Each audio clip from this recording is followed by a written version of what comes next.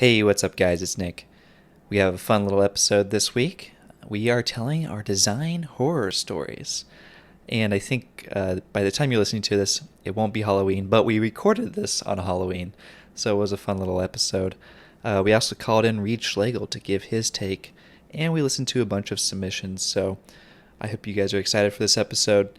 And you guys know the deal. Follow on Spotify, like, subscribe on YouTube, uh, give us 5 stars on Apple Podcast, and coming out on the Discord. You can find the link on our Instagram at Minor Details Pod or on our website, minordetailspodcast.com. And big thanks to Let's Design Daily on Instagram. They post amazing design work from designers across the world and help promote the podcast. So go show your thanks, give them a follow. And, of course, got to shout out KYOSHY the Kid for the intro and outro. All right, let's get to it.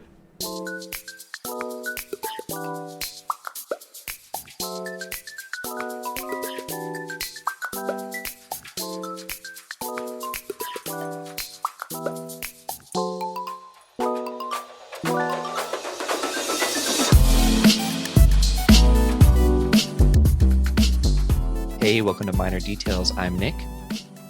I'm James. And I'm Reed. And we are 3 designers across the country.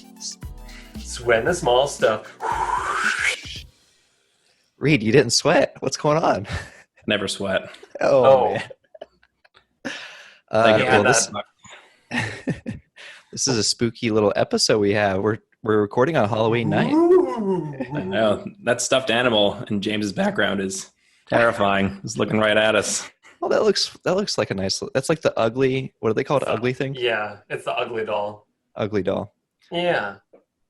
Well, we wanted to tell some design horror stories. We did this last year, and we thought it'd be fun to call in Reed to tell his design horror story, and then we'll get to some others later on in this episode. But Reed, let's hit it off. Let's hear it. What do you got? So first off, what do you think? Guys have lots of horror stories? Like, what do you think is going on? Like that guy Reed. I hoped that you had a lot of horror stories. I mean, you're just so perfect. You don't sweat. You're gorgeous. You must have good horror stories.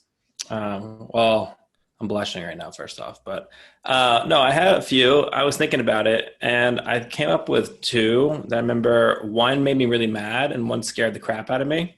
So I'll go in chronological order.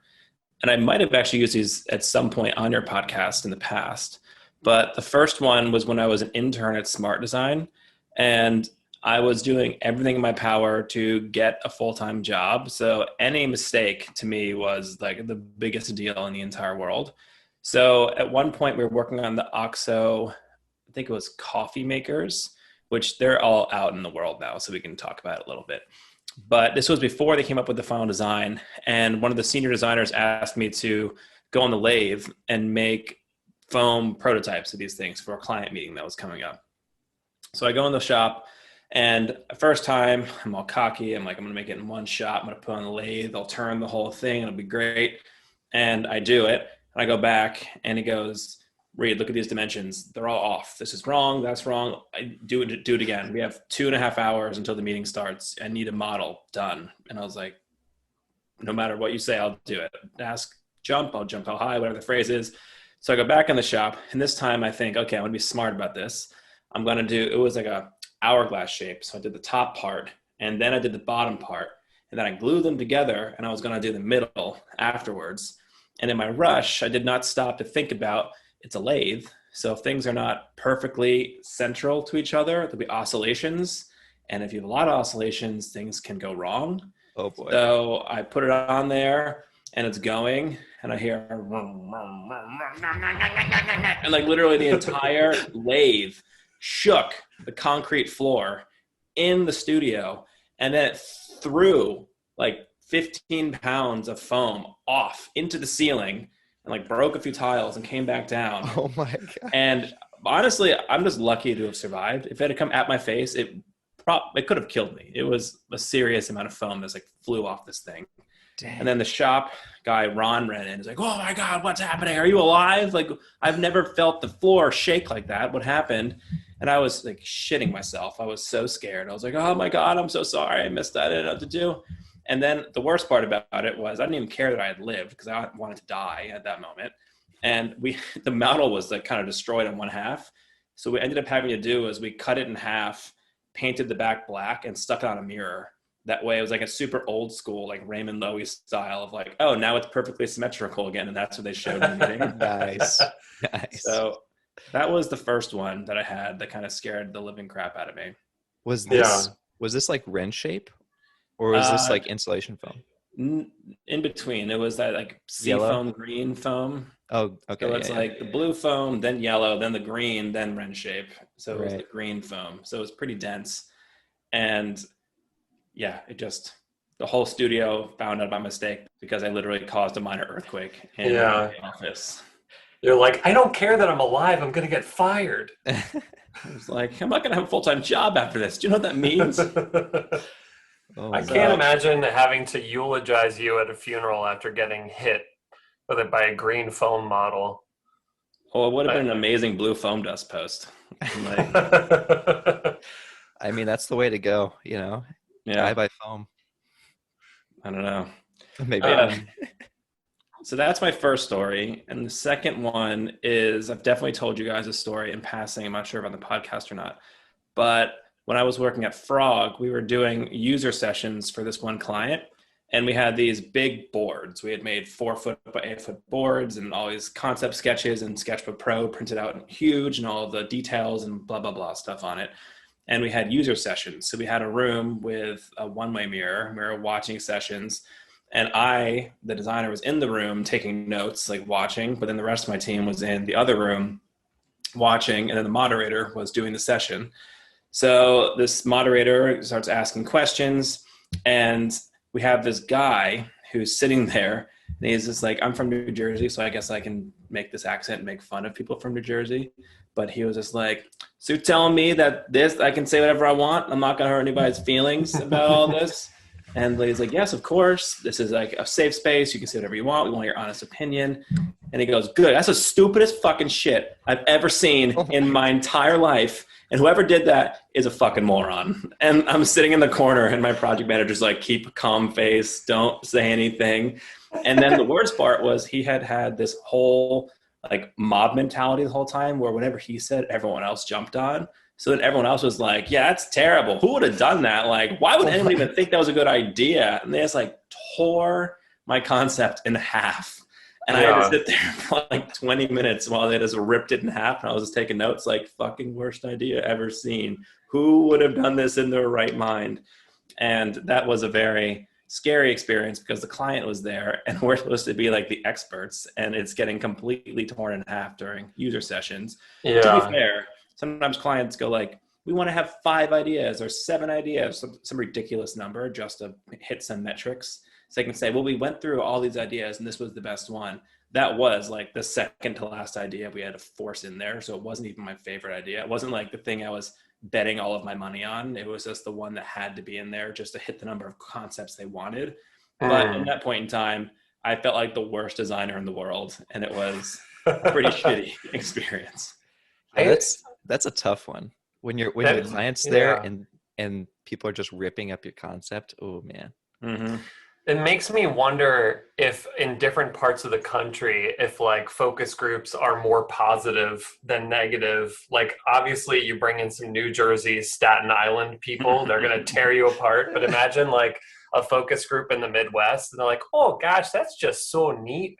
Like, when I pick my participants, I only pick Canadians. I only pick Canadians because I don't even know what accent was that, James. That was Minnesota. Come on, okay. keep up with the program. I don't think I've been in Minnesota. I feel like although Midwesterners and Canadians are very nice, I also feel like they have a deep-seated dark side just because of the harsh winters that they have to go through. There's like a subtle hint of darkness within these people, but they're super nice. Otherwise, I know what that darkness is. That sounds weird. Well, I have one more question, Reed.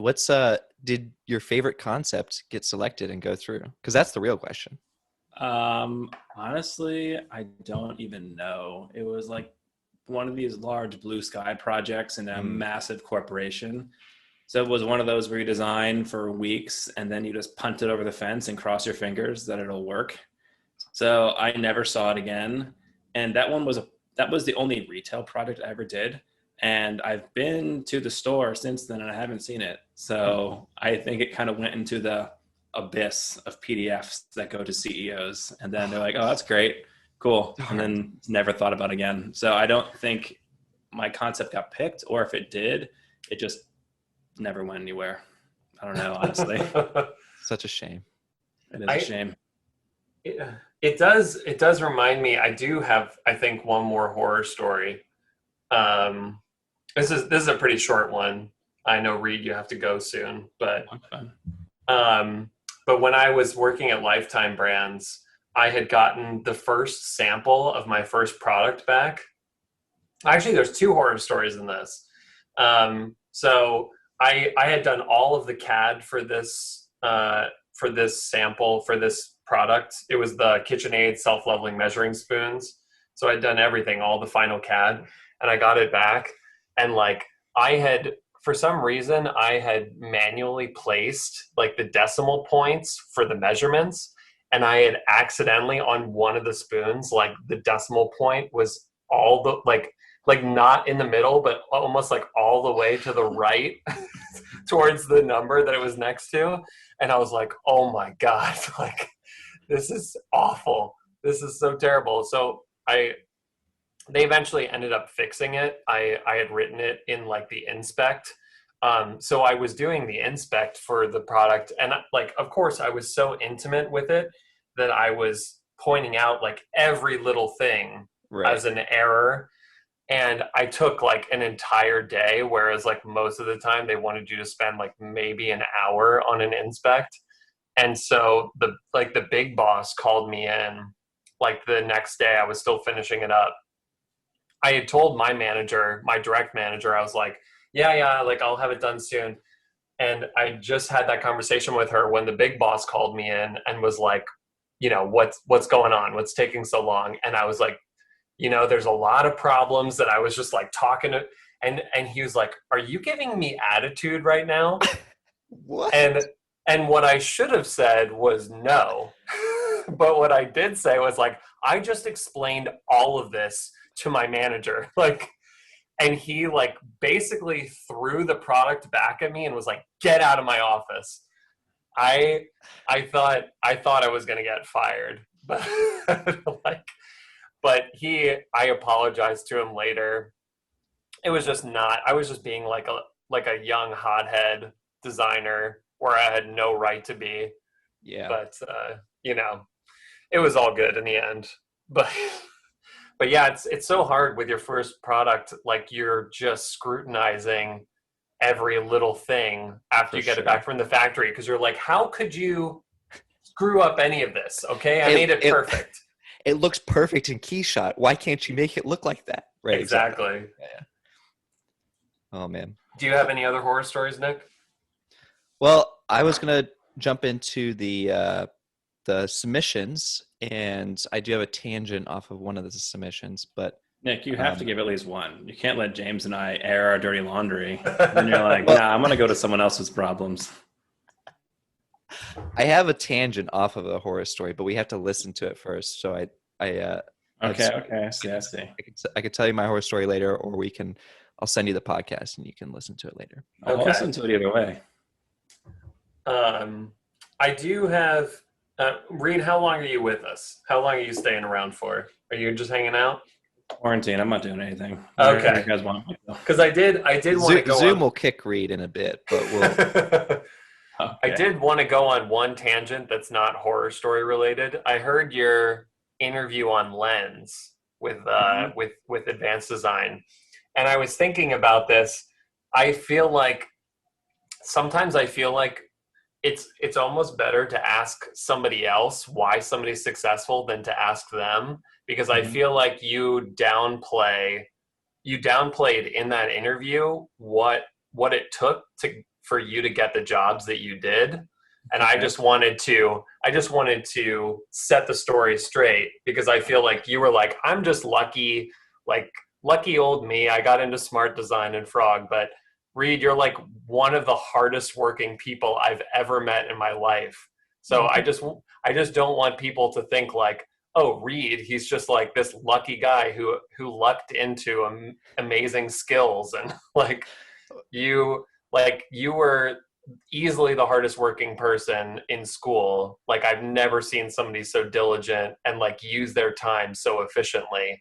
So I feel like I just wanted to set the story straight that like yes, there are elements of luck, but there's also a huge portion of that which is just like you made your luck by working as hard as you could on your craft. Well, thank you, So James. It Well, makes me feel good. I feel like that's not the same these days. Quarantine has like sucked that drive. So it's good to remind myself that I feel part of that. me did exist. yeah, but I mean like you're also you've established yourself. I feel like at some point, you know, you're focusing your energy on different types of things like your, you know, the project that you're working on with getting the land in New York and building this house. You're just like shifting your energies maybe a little bit.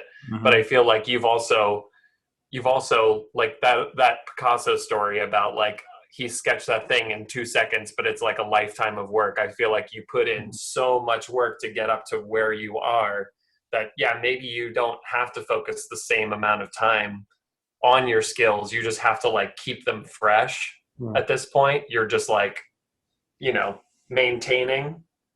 I don't know. Well, thank you, James. I didn't know that was coming, and I appreciate it. That was very Yeah, nice. Thank- yeah. Well, Can I just can you give us a quick overview about your lens talk? Was it about how you just Mhm. got your jobs at these consultancies, or?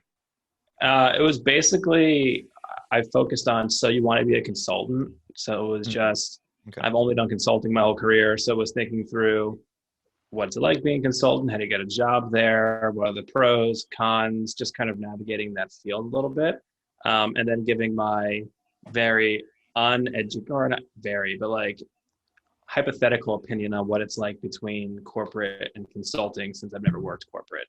So we just kind of talked about that for about an hour. Hmm, okay. But yeah, I echo James. You've obviously are a very hardworking designer. yeah. Well, I mean, both of you guys are like I the would say that goes hardest for every working single people. person in this, but I mean, I do agree with you. I think something about design is it's not so much about what talent you have, it's how hard you push to put that talent to good use. Yeah. And at the same time, a lot of times you don't have to have talent outright. You just need to want it bad enough to figure out what you're good at and then put time into those skills. So it's like I teach a sketching class at Parsons. Some people come in and just are amazing, but some Yeah. people surprise me by the end of the semester and just put in the extra work and they actually become better than the people who were just good in the beginning. And so much, it's just about are you dedicated or are you not? And that's like the Yeah. simple fact about life.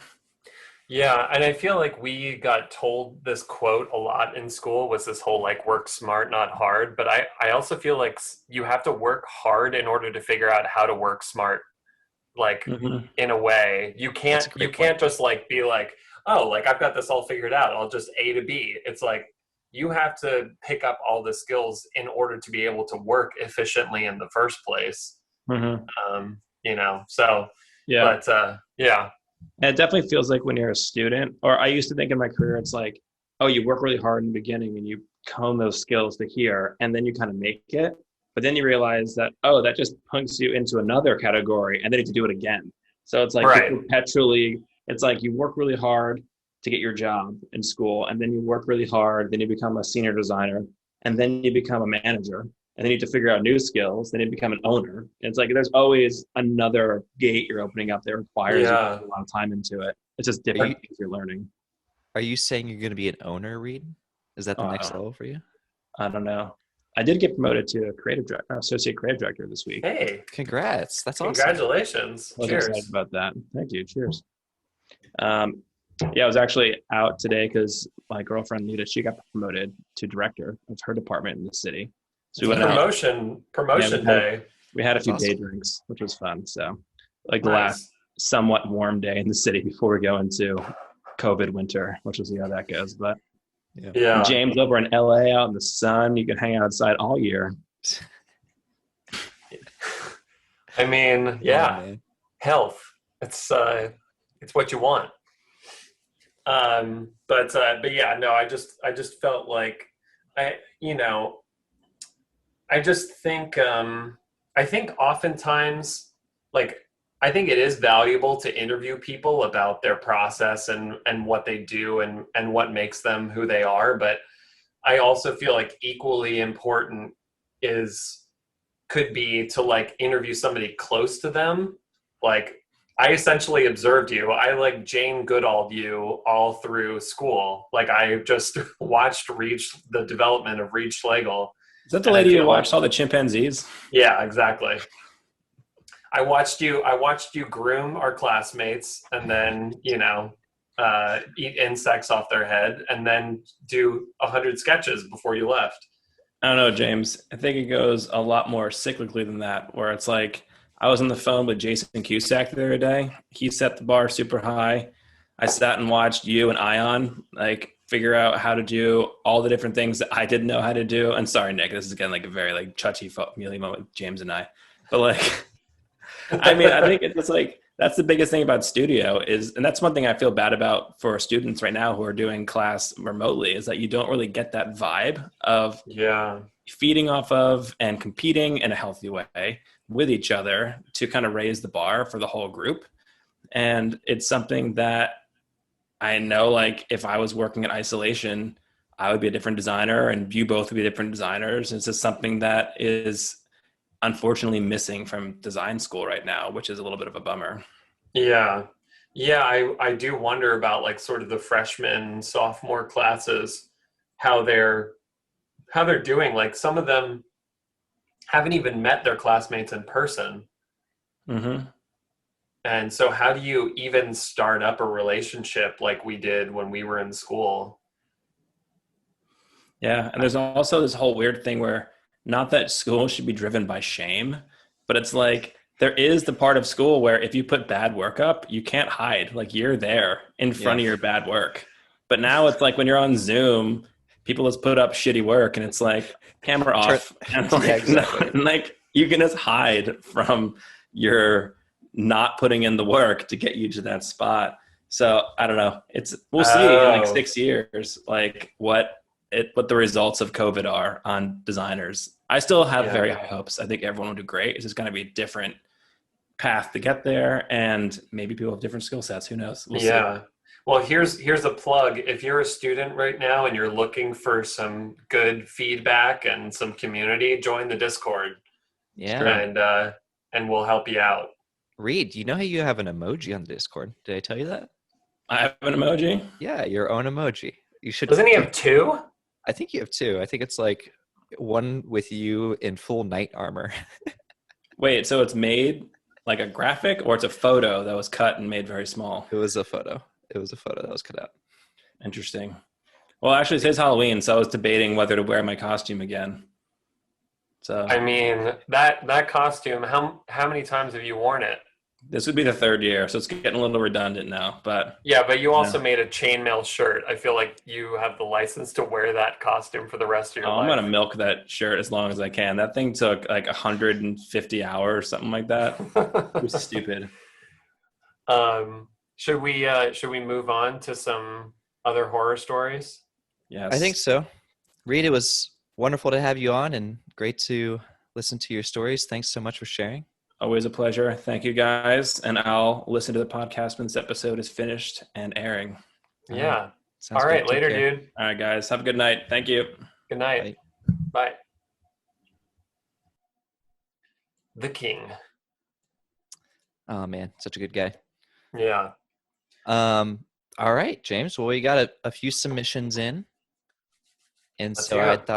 thought I'd read them out here. I wonder if can I do a screen share? Usually you're the Um, one doing the operating of the sharing of the screens. the sharing of the screens. All right, what do you see now? Oh, I You see a see screen. some stuff? Okay. Yeah. All right. So this one comes from Natalia Baltazar. I am currently in my last year of ID, but one story I had was from either my first or second year of the ID program. I was in the shop working on one of my projects, And at that time, the woodworking class was also there. You can probably already see where this is going, right? Their professor had set up a jig for the table saw to do a certain type of cut. The students in the class were making one by one, making that cut on the table saw. However, if you've ever worked with a table saw before, you know about kickbacks. So this one student was making their cut, and there was a kickback, and a very slim piece of wood shot back and hit the wall behind them. And Natalia says, I became aware of what happened from the deafening sound of that piece of wood when it hit the wall. Everyone quickly turned around in shock to see what happened, but I swear if someone had been standing in that path of the piece of wood, it would have just gone straight through them. And from that day on, I've been traumatized from using the table saw. Oh no. Man, I tell you what, table saws can be scary. I think we had Yeah. a few kickbacks in my school as well. Just you would see the piece of wood just stick into the wall, like Yeah. 3 inches deep. I But feel like if Design School was a horror movie, that story would have been like the beginning of the horror movie, where they're just like throwing in some jump scares just to like throw you off. So that would have been like, and the shopkeeper would have had like, his entire hand missing or something, and just like pushing through with his stump. And this we should write a movie script, James. This is good stuff. yeah, well, there's just so many I feel very lucky that I didn't injure myself in the shop because I was such a shop novice. But there was the only shop accident. Actually, there was two when I was in school. One was a guy in our class that was I think he was opening up a package with a chisel. Like he was opening Oh up dear, that and is so bad. like chiseled straight into his hand. Oh, Chisels are no joke. they are. Yeah, you definitely don't want to mess with a chisel. Yeah. Or But then I had the shop story of my friend cutting their hand last year. I think that was one of my stories last year. they cut their hand? Yeah, you got to go back and listen to that one. It's a Yeah. classic. But I think another kid put his finger through the planer. Oh, or the Yeah. joiner you mean? I don't think you can do that with the planer. Yeah, joiner. So But the joiner is super dangerous. Yeah, you don't want to get Yeah. caught with that one. Yeah. But yeah, no, nothing too big otherwise. But I think yeah, I mean I think actually one time I left that tool in for the drill chuck. Yeah, the chuck. You put That the chuck in and it swung out at you. I think it flew across the room. Oh, Yeah, I think I've been hit by the drill chuck before. I've done the exact same. that seems like they should at least tether it to the machine somehow. Yeah, that's yeah, for sure. There's got to be some solution there. Some drill chucks have a spring load, so you put it in and you chuck up the bit, and then if you let go, it pops out. Like it doesn't stay. Oh, well, Just yeah, that's clearly because of the massive amounts of chuck deaths that there have been. right. Some designer personally was affected and became a designer because of that. Yeah, exactly. Designed the drill chuck. That was their one goal in Yeah, life. I'm pretty sure that person has an eye patch. Oh dear. You know, but I think we have an We got one more. Yeah. audio submission. Mhm. How do we So play this? How do we I play this so think that they can hear, so that I can hear? I believe I can share the audio with you in Zoom. I am just going to see how that works. All right. Do you see? I see it. Can you hear? Can you hear, Mm, James? no, I don't think so. Hang on a second. Oh, share computer sound. Oh, here we go. All right. Oh, Company was called Protos Eyewear. Can you hear now? yeah. Oh, it says we are running out of time on Zoom. We will see what's about to happen here. All right, I'm going to play it. The Mhm. company was called Protos Eyewear, and essentially it was 3D printed custom fit eyewear. My co-founders had developed an algorithm where essentially you could rapidly customize a frame to fit any face just from a couple of pictures. It's pretty amazing stuff. In addition to that, I developed this entire finishing process for 3D printing to make it so that the frames were super high quality and durable. And, they just felt like $250 frames because that's what they were. That is pretty much where the good things end with this story. Everything goes downhill from there. We were 6 months behind on delivering our product because we had yet to develop a 3D printable hinge. The hinge needed to be 3D printed because basically to do assembly of a metal hinge would have been too expensive and cut into our margins too much. So basically, I had developed something that I was pretty confident in. We got our samples, everything was good, the hinges felt right. So these hinges needed to be a very specific size and tolerance. I remember vividly, I made the hinge size 3.8 millimeters, and they actually needed to be 3.6 millimeters in diameter. So when I sent the files to the manufacturers and they told me that these hinges were not going to work, they weren't the right tolerance, we were in big trouble because each of these frames was its own STL file. It's not like you could just sort of go in and change the tolerance of one and, oh, it's done. Our co-founder, Doug, had already fitted the frames for everybody, and they had the wrong size hinge post. Our CEO, Mark, wanted us to just push it and send it out. And I said, Mark, we can't do that. We have to make sure that these are of a certain quality. And you have to realize that I had been saying this for 6 months. So he was at his wit's end, understandably, totally understandably. He basically said, okay, well, if you want to do this, you can do it, but it has to be done by tomorrow. We are sending these frames out by tomorrow, no matter what state that they're in.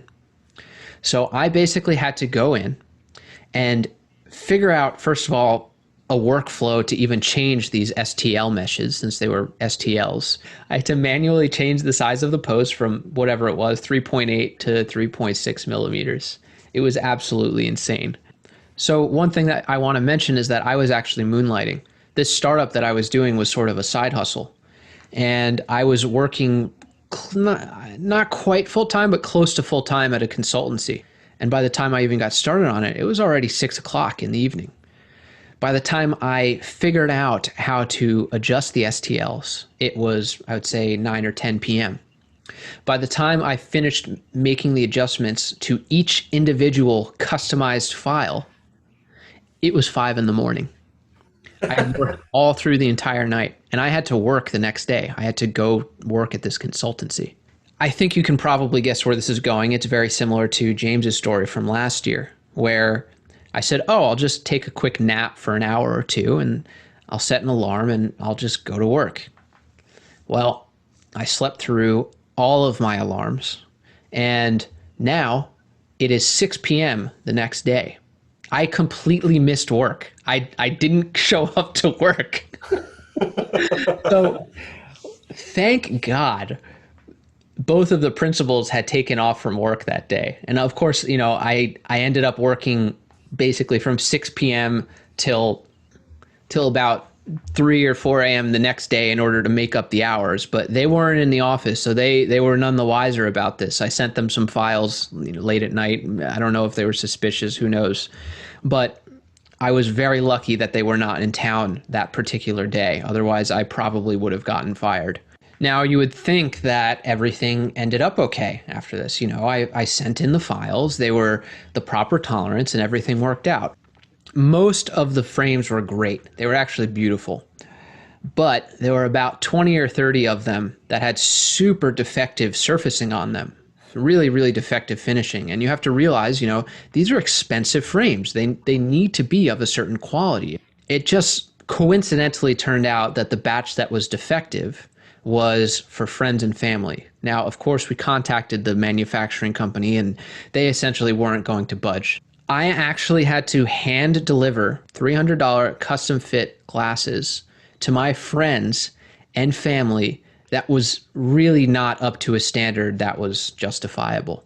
And we couldn't give them their money back because we still needed to make more sales in order to do that. it was very, very humiliating. Now, of course, you know, they're friends and family, so they were polite about it, and they were really gracious and nice. They never said anything bad. There were still maybe 5 or 10 that I had to mail to the East Coast to a few of my close cousins and things like that. As if this story wasn't bad enough, it's just the gift that keeps on giving, this story. A few years later, I'd say 2 or 3 years later, I had a wedding and it was on the East Coast. And I invited most of these friends and family to the wedding, of course. Now, when I showed up, there were like 1 or 2 of my close cousins who kept calling me Bernie Madoff and shit because I because I gave them these crappy sunglasses that they knew were crappy. I knew were crappy. And I don't know if you guys don't know who Bernie Madoff is. Basically, he was the leader of probably the biggest pyramid scheme ever done. It was a huge scam to basically bait and switch people. And at my wedding, all of my cousins were yelling this at me as I was like, you know, trying to give speeches or like doing dances and stuff like that. They were totally heckling me, and I completely deserved it.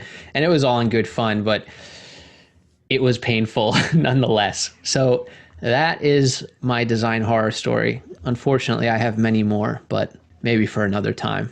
Thanks for listening, guys. Appreciate it. Oh man, that was a great story, John. Beautifully Thanks. told. Thanks for sending that in. And I feel like there's so many like kind of mini moments in that story that I had flashbacks to. Because this is like my design horror story tangent. I don't know if it's a full horror story, but I thought I tangent off of John's story. So you know how I did the WWE dog toy line, James? Mm-hmm. Uh, John Cena. John Cena, good old John Cena, Stone Cold Steve Austin, The Undertaker, you know the deal. Coincidentally, and this is kind of like maybe an interesting horror story.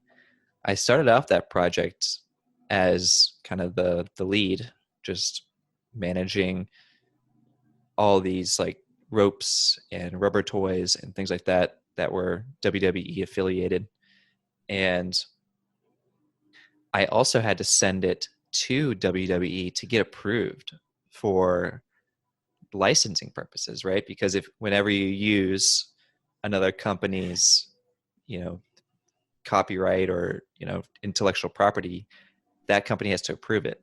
So, you know, I would send files over to WWE, they would approve it, or they would say, oh no, you need to tweak this color, or you need to like, you know, move the W a little bit to the side or something like that.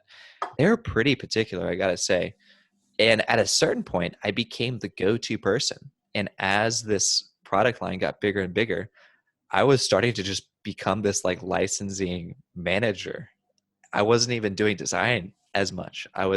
People were making all kinds of products on the marketing side and on the um, graphic design side and sending me files to submit. And then I was like this third party middleman saying, well, you know, WWE doesn't like this. I learned so much about like how they portray their characters and how they market everything, that I like I realized like, this is not my job. I shouldn't be doing this. I was full-time like licensing manager or something. So is what the horror story the depths to which No, you understood the brand guidelines of the WWE? well, that's not that's not the horror story. That was like kind of a tangent. But Yeah. eventually, I told my boss, I was like, "Hey, I can't do this. Like, you got to let someone else do this." But the horror story came when we were designing the rubber dog toys, and this is like a mini horror story. But you know, we hired out an amazing sculptor. I think it was called Big Shot Toy Works to do these John Cena, Stone Cold Steve Austin, like rubber characters out of dog or for a dog to chew on. And they looked great. And so I submitted the final files to WWE, and they're so particular. They came back and they said, hey, John Cena's nose is too big. You have to make it smaller. And at this time, at this point in the time, the CAD files are already done. uh, and like the STLs were made, and so we couldn't tweak it, or I couldn't go back to the sculptor because it was like too far gone. So I had to go in there, just like in John's story, and start moving around the STL files and making John Cena's nose just a tiny bit smaller. And they eventually approved it, but it was just funny. It reminded me of that time I was in there messing with John Cena's nose. So Was John Cena personally offended, or was this somebody representing John Cena and his nose? I'm pretty sure this is someone representing John Cena. John Cena was just collecting his check. I don't think he cared. But he was a great guy. I told you I met him, right? Yeah. Yeah. I mean, yeah, he seems pretty legit. Seems down to earth. That's good. Yeah, I can't imagine having to tweak such a sculptural piece. Do you have an image of that toy, Of the nose? Of the or nose itself? just of the toy? Yeah, I can.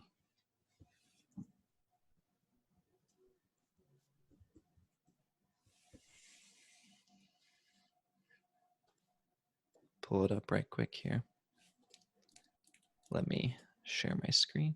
Yeah, share it. Come on. Show Show me the nose. You're much quicker at. I'm getting a little nosy here. Oh, you had to shrink that down? Well, you can already tell it's pretty big. It's pretty big, right? How much bigger was it? I mean, it was definitely a little bit bigger. I think a lot of it was really pointy too, so I had to like kind of squish it down too. Soften. But yeah, I'll tell you what. SolidWorks? Well, that's kind of like the trick of the story. It's like the sculptor, as you guys know, like in ZBrush or any sculptural software, it's STL files, kind of like what John was saying. So we had to go through an entire third party to get these converted to a surface file that I could mess with. So it was like a big headache just to make John Cena's nose a little bit smaller. Yeah. But geez, it's a really cool sculpture. Yeah, I mean Big Shot did a great job at that. So yeah, turned out awesome. Well, that's all the horror stories we got. Did you have any kind of updates? I guess we kind of flip-flop the episode, have some, if there's any updates at the end. I know for me, I just wanted to thank everyone. The last time we talked, we did the stretch clock Kickstarter, and that was successful. So I appreciate all the listeners out there who contributed to the Kickstarter and shared it. And so it meant a lot to me. So yeah, that's awesome. Congratulations, Nick. Thanks. When does fulfillment begin, or has it already started? So as of recording, I actually just got the last piece that I needed for the early birds was the instructions. So it's just like a paper instruction pamphlet. And now it's time to pack them up. I have to ask everyone what color they'd like, but after that, I'll ship them out. So are you gonna kiss every stretch clock goodbye as you pack it in?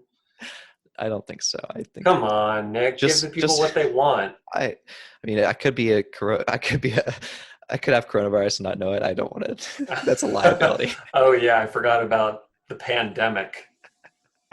Oh man. But that's sweet. In terms of my updates, I don't really have any. I guess I'm dad life. Well, yeah, I'm now out of my paternity leave, so I'm back. I'm back to work. Back to work. Back to designing. And I got my new computer. I got a bunch of new gear. I got some Logitech stuff that I've had my eye on for a while, like this keyboard. What's that? The K780, I believe, right? Logitech K780. Is that right? Look at the bottom. That. Look at the bottom. Something like. I think it's right. Yep, K780. I think this was. Everyone knows it. It's the famous one. It's the speckled one. You know which one. Oh yeah, I got the speckled version for sure. And this was actually, I'm pretty sure this was designed by Ben Bento Box, the Tumblr guy who does the. Yeah. And then I also got this Logitech mouse. Oh, the vertical one. We had a lot. That was the Logitech Beef. That's the one you had a Yeah. beef with. You remember that, James? Yeah. So basically, what they did was they saw my concept and then they saw all the feedback in the comments and they perfected my concept. No, I'm kidding. I'm sure that this was simultaneous invention. Actually done by I think it was done by Design Partners in Ireland, a really good design firm. Yeah. So thank you, Design Partners, for incorporating the feedback from my Instagram. Oh my gosh. Well, I'm yeah, kidding. if you guys had forgotten that episode, I forget. You can probably scroll back and find it, but James had sketched up a vertical mouse concept that was a perfect, what was it, pill shape? Yeah, should I And pull the it up? volcano? Let me see if I can pull it up real quick. All right, let me see if I can give you permissions here. Give me Nick, I don't need I child gotta, locks. I don't need child locks in Zoom here, okay? I think you can, I'm a big boy now. it I says can you can share my share. screen. Okay, cool. Okay, wait. I'm almost there. I'm almost there. Here we go. Let It me was volcano, wasn't it? Didn't you have a volcano? Yeah. Oh yeah, it was like, come on, volcanoes. We all know I'm a that's volcano boy. that's the real deal. So yeah, there it is. A nice rounded rectangle at the bottom to a volcano pill up to the top. It's completely vertical, no Yeah. angles to it. I don't know that it would be comfortable in the slightest, but one of the details that I put in that I really liked was the wraparound scroll, so that a left-handed person or a right-handed person could use this mouse. I dig the concept. I mean, I think it's really cool. Thank you. I appreciate it. Just from an aesthetic view, it's just such an interesting mouse. I've But never, but yeah, Logitech, what's that? I was gonna say Logitech did a nice job with theirs too. There was kind of the pill shape going on, but it's not right and left. It's not ambidextrous. It's only one sided, right? Yeah. Yeah, I mean, I've never ignited so much controversy on Instagram as when I posted that mouse, because people are very touchy about their mice. Oh, I believe it. That and like a coffee concept I put up once just enraged the coffee drinkers of Instagram. Oh, man. But anyway, but yeah, I think that's pretty much all my updates. There was one other thing we might have wanted to talk about. I don't know if you wanted to give your take on the new Xbox and PlayStation. Oh yeah, we're pretty late to the party here. But we could, Um, it's fine. yeah, but I mean, it's still a big topic. Like, people are constantly posting like, here's the Xbox, here's the PlayStation 5. Well, it recently shipped, right? So the full Yeah, product is shipped. Before it was yeah. announced, and now it's shipped, so people can hold it. I will say, I think my favorite of all of them is the it's not the Xbox X, not like the cute, like the straight up rectangle, like the black rectangle, Right. but the Xbox, what is it? S. The S, yeah, with Yes. the black circle. I think that's pretty nice.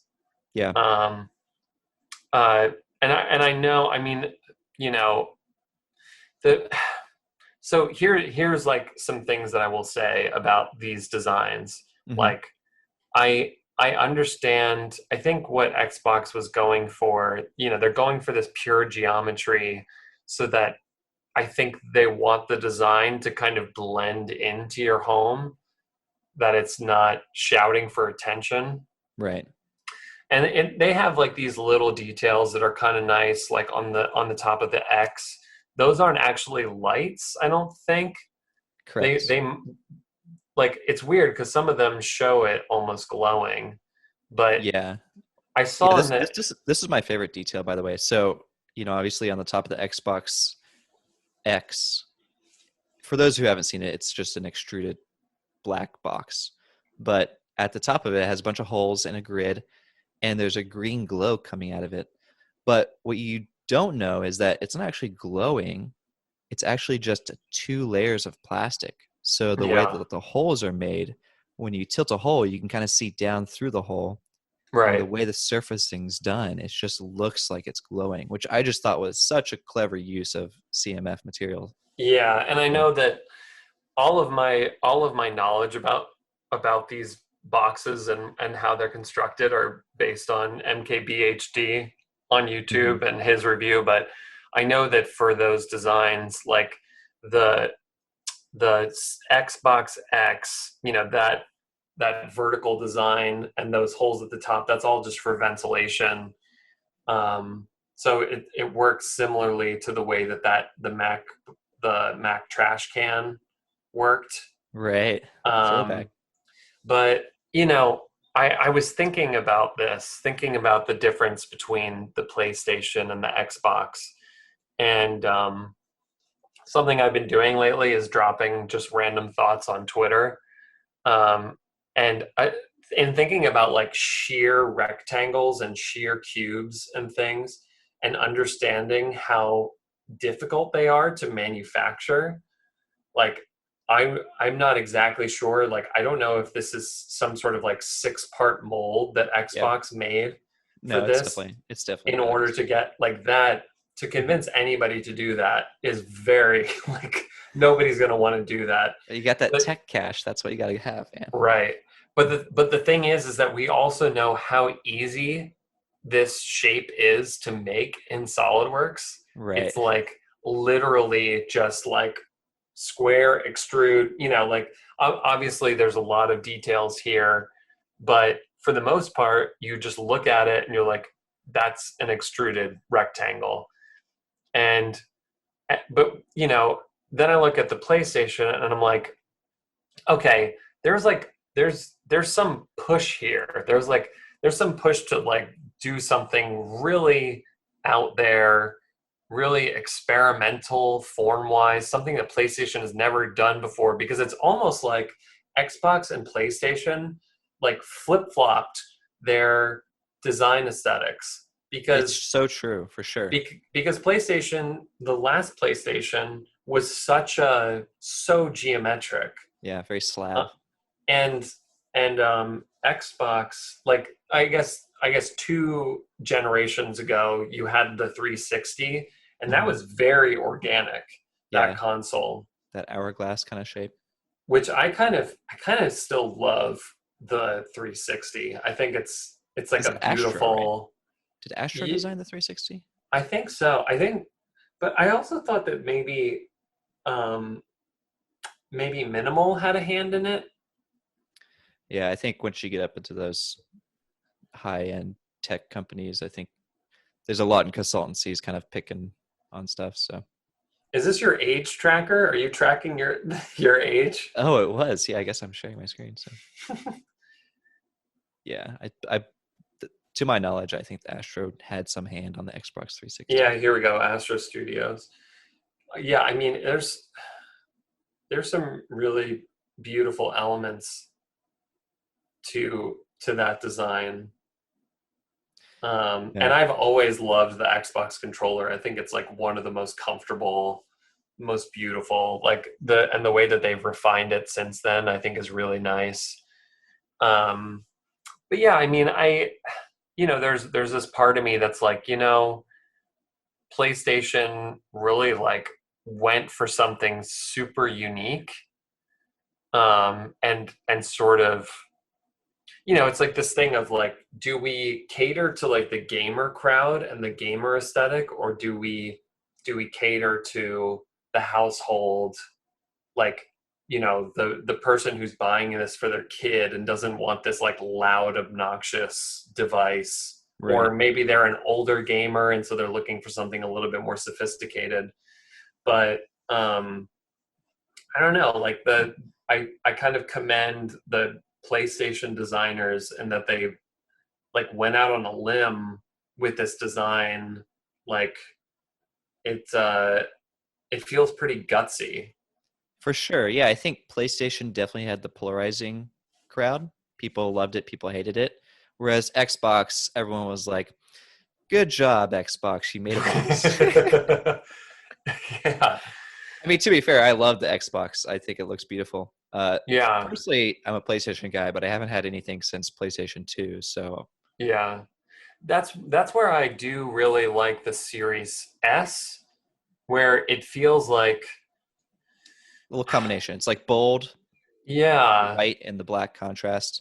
Also, I just want to take a moment, shout out John Mariello's YouTube channel because he did a great breakdown of the Xbox. Actually, I don't know if it was specifically Xbox versus PlayStation. He might have one of those, but I think he has actually a couple videos, like one covering the PlayStation, one right. covering the Xbox, and then also the most recent one talking about contrast.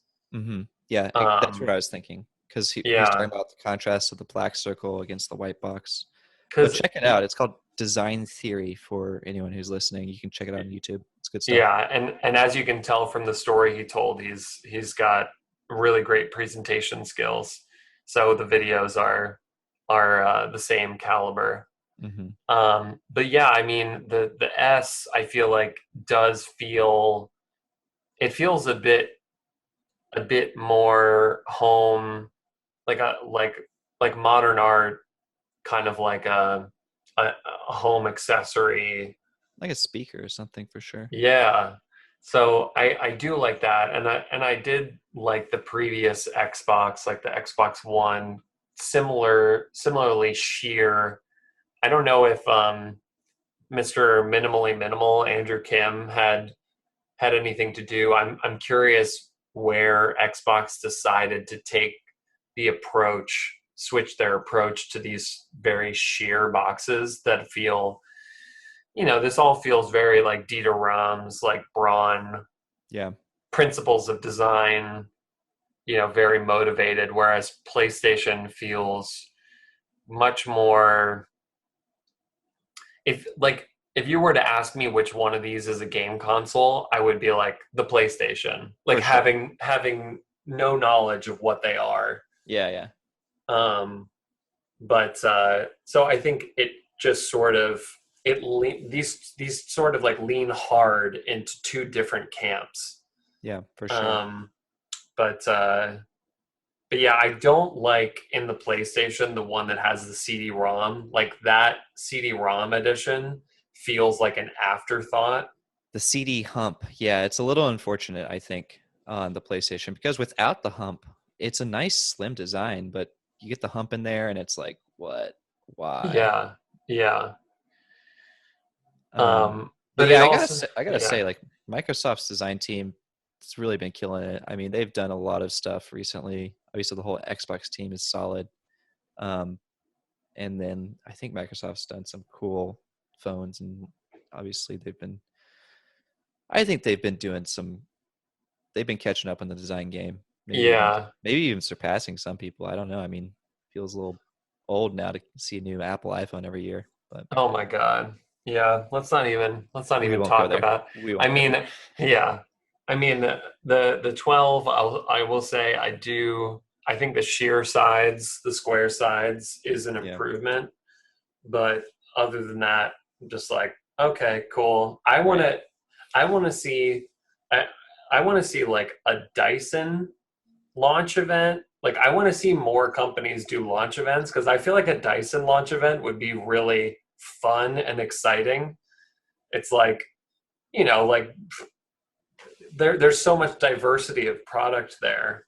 For sure. But I was trying to think of other companies that I would want to see launch events from that don't do launch events. Like what about an IKEA event where like every time they're talking about a new piece of furniture, there's like bunch of people up there like setting it up and they're seeing how quickly they can do it. That's funny. That's funny. But I don't know. What company would you want to see a launch event from? I was thinking teenage engineering. Oh yeah. Yeah. That would be pretty sweet.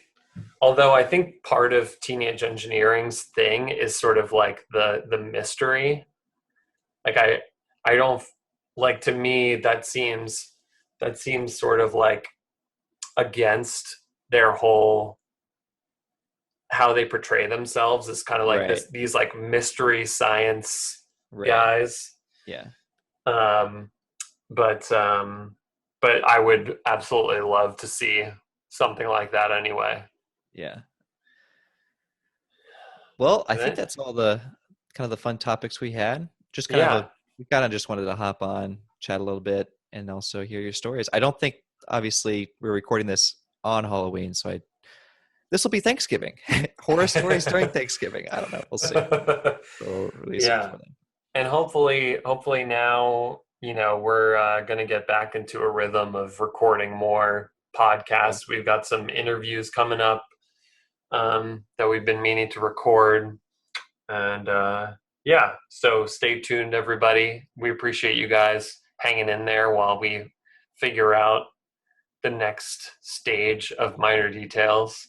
definitely. But And if this, you're bored, you know where to find us. You know where to find us on the Discord. come on. And is that link still in the bio of the Instagram page? Correct. Yes. Nice. And yeah, what else? Is there anything else we need to plug here? I think that's it. I'll put some notes in the beginning, and Yeah. uh, I think that's it for us. Check out. I think John Mariello should be our shout out. So check him out. Design Theories. Design theory. Yeah. We'll link to it. But as always, I'm at Nick B. Baker. And I'm at iDrawn Receipts. Peace. Later.